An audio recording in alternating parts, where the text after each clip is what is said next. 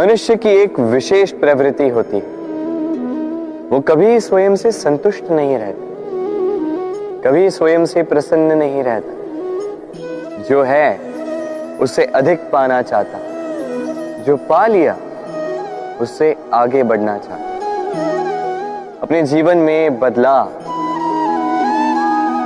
परिवर्तन लाना चाहता। और ये प्रवृत्ति संसार में सबसे महान है, क्योंकि इसी प्रवृत्ति के चलते संसार में विकास होता है। किंतु इस बदलाव के लिए मनुष्य उसकी खोज में रहता है जो उसके जीवन में बदलाव ला सके, उसे मार्ग दिखा सके, उसके जीवन में परिवर्तन ला सके। और इसके लिए मनुष्य संसार भर में उसे खोजता है जो उसके पास है।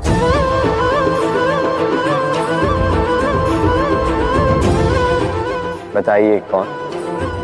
यदि कोई आपका जीवन बदल सकता है तो दर्पण देखिए।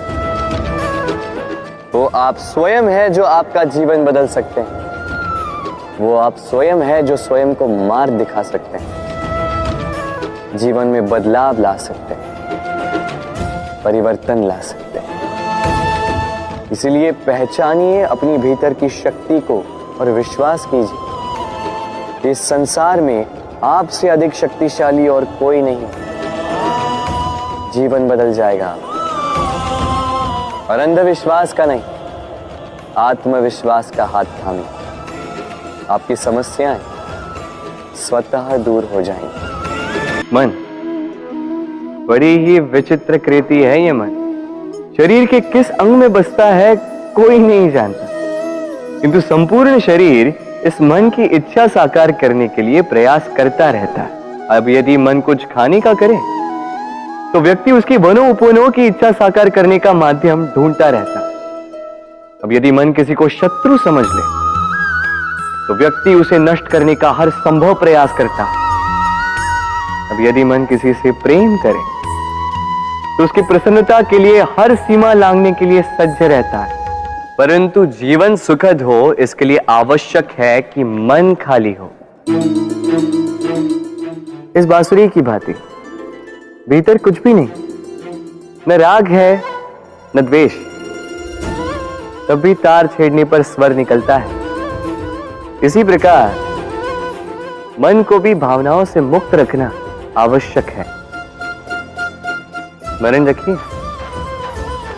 मन में कुछ भर के जियोगे तो मन भर के जी नहीं पाओगे। भूल और मनुष्य, इन दोनों का संबंध कुछ वैसा है जैसा पंख और चिड़िया का, जैसा धारा और नदिया का।